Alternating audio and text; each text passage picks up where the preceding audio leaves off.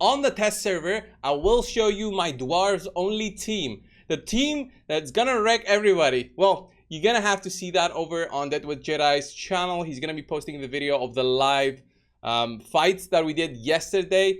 He will be posting it around the time that I will post this video. So if you don't want any spoilers, do not watch this right now. Just pause it, go watch the whole thing, and we'll come back and I'll actually go into a little bit more depth on my team and how I thought about building everything with my dwarves and with what I had banned to going into the arena and fighting all the other creators. So if you guys didn't know, the faction games, what we had is basically to choose one faction out of all of these after a series of draft picks. So I didn't have like a freedom of choice. There were actually some factions picked before that, and Dwarves was the faction that was picked at the end actually. So I had to get the Dwarves because nothing else was really left that I thought would be the better choice. So Dwarves, we also had bans on specific champions. So Trunda was banned. She cannot be used in any content, and the same thing with Geomancer. Everything else that I have available on this account on the test server is good to go, such as Golfred right here. This guy is good to go if I wanted to use him, but I ended up not using him. So let's go see the team in action before I go into more depth on why I thought of these champions. But just having a look at what I have available for arena specifically, it's not that I could use Nari, it's not that I could use Keira. Everything that was left basically was Golfred. Golfred has this very amazing passive which it stops one of your heroes from just dying because of this block damage buff, and also stuns the attacker. This would have been a great option to have, but the problem with the Dwarves faction is that I found they have very high team power compared to all the other factions because of their base stats. Just giving an example of Torment with 70 resist there. I had Brogni with another 90 resist on the base, and 90 times 100, which is about 100 team power that you get from every point of resistance. That's a lot of resistance just without starting to put gear on. And depending on the team that I wanted to build, then it can become a problem because we had a 300,000 power limit for our arena teams. But let me just show you how my teams were actually when I was testing them out. So I was testing them against any team out there, and specifically teams like these that were not other creators, so they wouldn't see my teams when I was attacking. So this was the team that I went with, 295k power. I had Herndeg, Torment. I had a Molly with very low power there. She was there only for her to get hit and give Terminator to my whole team because of this passive right here. Fills the Terminator's Volila is by 15% when this champion is hit. Very cool passive, works once per turn. She needs to take a turn for it to be active again. So it's not like multiple hits will be making this go over and over and over. She needs to take a turn. And I also had Brogni there, who was the person that's shielding the team. But well, let's just get started. Just see the team in action, how good it actually is. It works pretty well for a go second team. So if you guys don't know what a go second team is, you let the enemies take a turn and then you take yours and see how everything goes. So here we were lucky enough to freeze the Trunda because of Torment. And well, if you haven't seen the fights yet, I'm just gonna give you another chance to go before I tell you what happened. So giving you that pause. All right, you saw it? Okay, if you saw it, you're still watching, then cool. Do you know what happened with my own teams and how my teams failed to beat some of theirs? And it's not because of lack of power, because look at this Herndeg right here with the stone skin set actually helps him survive the initial burst from any champion out there, and he still does a good amount of damage with this build, with the stone skin set. Like a Savage Cruel would have been amazing, but would have left him vulnerable to that first turn hits from enemy teams, which I didn't want to see happening. So boom, do that defense down even with that, and then we just take them out. It should be pretty easy. This is just an auto after this, but look at that, it still gets those wins, pretty comfortable wins, I would say, against most teams. And I will not attack the other creators because that was covered over in Deadwood's video, but just to give an example of how comfortable this was actually, maybe I'll attack my own teammates because I didn't attack them during the actual fights with Deadwood Jedi and Scratch and MTG Jedi. So it was like a really fun stream. I was very anxious on how my team performed because I didn't know what the enemies had. So unlike all the other areas of this specific, wow, I forgot about the reaction. Unlike all the other areas, you know what you're facing. You know what to build your team with.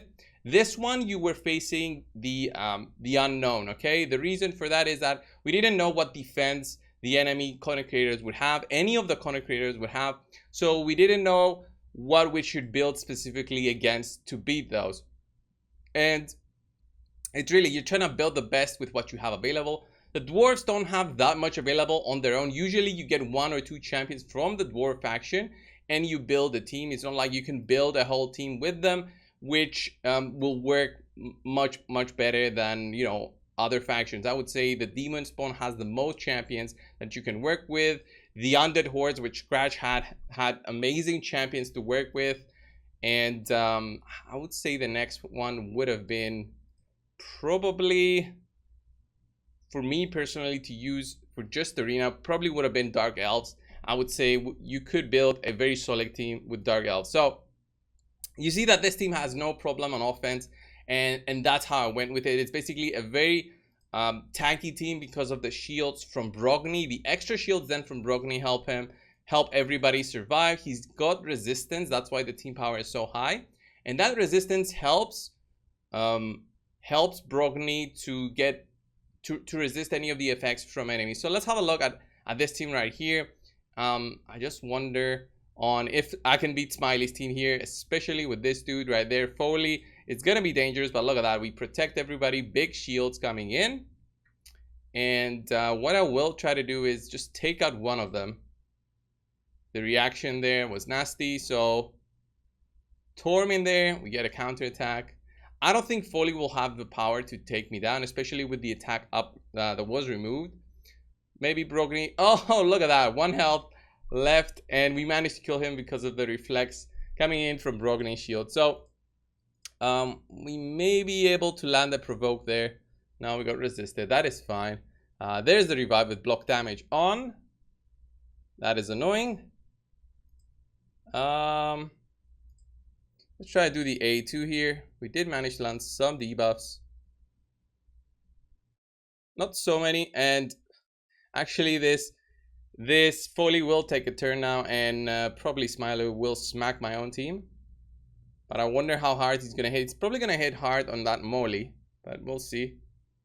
I didn't hit that hard, I think, because of all the shields, and that was the idea behind my team. Like these big shields would basically protect me from stuff like this. But you know, having stuff like a Rotos against you doesn't really help. And yeah, the level 25 5-star Molly definitely helped survive and get those turns, and did help me get some wins. So I didn't lose all my matches. I did manage to take some wins, but definitely the most frustrating one was the team from Hell Hades. Hell Hades had the worst team for me. I hated that team with such a passion, just because it was so tanky with those demon spawn champions. Duchess, everybody in there, even Counterphone was tanky because of Duchess and because of the perfect veil and how it works. And am I gonna be able to kill her? We'll just have to see. And we provoke. No, didn't land the provoke. Boom. And we do manage to get the kill against Smiley. And you see how slow my team is. 2 minutes and 10 seconds. It wasn't the best team in terms of time, but it still got some wins. And I think the most challenging one was Scratch's team.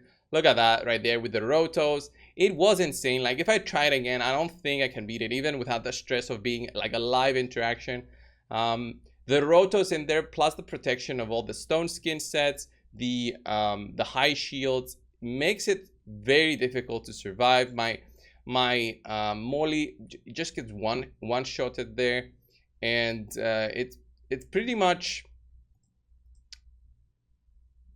pretty hard to survive anything after that. But we even see like the nasty resistance that this team has because of the Necred lead. So the resistance can still go to the 300s, which is quite annoying because of Necred in there. So can we land anything? No. I don't even think I can do something here. There's a defense down there. I like the the freeze there. So if we can get a kill on somebody, I don't want to go on Rotos because he's gonna get that extra turn. It's gonna be very nasty. Wow, 22k there. Can we remove the attack? We managed to freeze again for some reason. Look at the lucky stun there. So this actually is working way better than how it worked yesterday. So here I'm gonna try and get a kill. No, slowly trying to take him out. Look at the big shields coming in. I got lucky definitely with all the stuns and everything. Look at that, very lucky with the Torment. And everything else. And now we can actually kill the Rotos. And let's see. Boom. See, it was definitely not an unbeatable team. I just got pretty unlucky with how everything turned out. So I wonder if I can beat it like 2 times in a row without, you know, the luck that I have with the stuns and freezes from Torment and everything. So let's try and see. Can we get the kill? Yes, we did. Then we take out that dude. And yeah, this team actually can beat the Rotos team. But when it was live and everything with all the stress, I would say, and the decision making, things can go wrong. Also, you need some RNG with Torment in there and everything. And can I try him again? I really want to try that team again just to see on if I can get like 2 wins in a row. That will be like just a proof that my team worked. It's just that I had pretty bad RNG, I would say. Get that big hit in, and let's try and do the A2 there. Try and remove some buffs there from Torment. He gets that big shield there. Boom, one shots the molly. Big attack there on my... Look at that. There's the freeze that I was looking for yesterday. Can we land an HP burn? If we land the HP burn plus the freezes, that gives a very good shot for my own team. Some good damage here. Pretty nasty so far though. We even land some of our debuffs. So this was one of the teams that I lost when I was facing it. And yeah, look at that. My team's actually performing a little bit better than yesterday. And now the counter attack plus extra turn. Oof, nastiness here. Pretty nasty. Pretty nasty, I would say. Do I get feared here? Yeah, I do get feared. Nasty. Nasty. So nasty by that Rotos. And like I lose the turns here. That was pretty unlucky in terms of like an offense. That extra turn there from Rotos, it happens when he drops low. And I think the other team that I had issues with was, well, the Deadwood Jedi team was very surprising also. Let me just take some redemption here, because I lost from the Scratch team, I lost from the Deadwood Jedi team, and I lost from the Hell Hades team. So let me just send this to the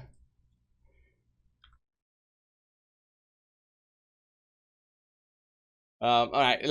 let's continue with this. Let's try against the team from Deadwood Jedi and see if I can do it better today. I didn't change anything on my team, by the way. It's still the same team that I had yesterday. No changes to the gear.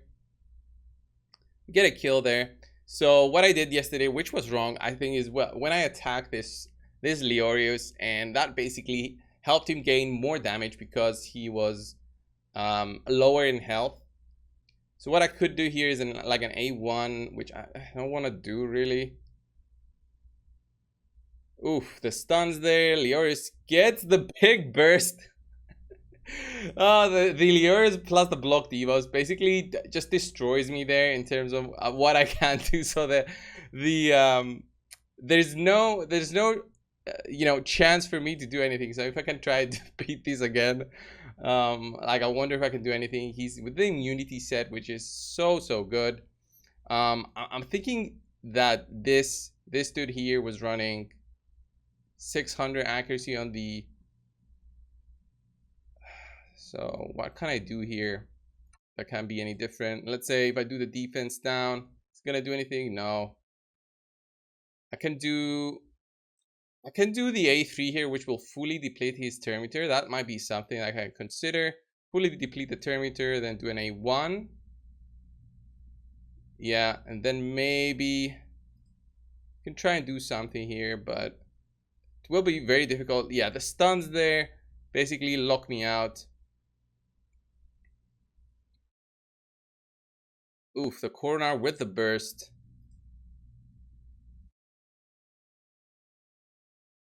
And I do protect my team here with the some of the shields, but that's probably not going to be enough. We'll see the big burst coming in now from him. And Torment is left standing, but I don't think he could do anything here. Probably kill something, but not so much. And probably get some damage done there. I want to get revenge for yesterday, so let's see if I can get a win or something. That would be nice. That would be nice, definitely. Again, get destroyed by that tiger. It was so close. It was so close. I think maybe with a few changes, I could have done a little bit better. Let's see if I can find the team from Hell Hades. He had 3 champions in there. There it is. This one was the Hell Hades team. So let me go over that and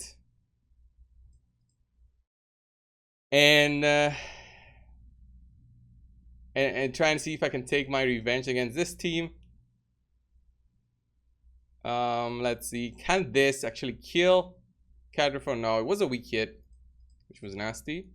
Yeah, even remove the buffs there. See, can we remove the buffs from Cadrifor? Not so much. Wow, that was a big burst. Can do provoke maybe. Oh, a big heal. Big heal coming in from Wither. Oh my god, the damage there from Cadrifor. But I still think I can get some damage there. Can we take out Duchess? Yeah, we do.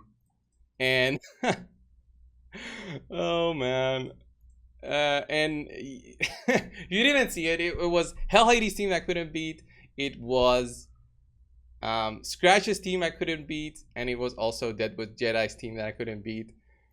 But yeah, taking my revenge today, really just sending over the screenshots. Oh man, this was a fun one to test, and basically only Deadwood Jedi's team I couldn't beat. But let's try that again. Let's see. We get increased cooldowns. Like if I had higher resist, but I just couldn't because of the team power. I just couldn't get that higher. So what I should do is deplete the turn meter there from him. Try and protect my own team. Get the stuns dealt. Must have had insane accuracy on this guy and this guy. Get some damage. The corner with the resist there becomes so annoying. With the defense down and all that damage, really. Big burst there. Oh man. It seems like only Deadwood Jedi's team I couldn't beat. Anyway, I'm not gonna try again. Let me just quickly show you the teams again if you haven't seen it by the end of the video.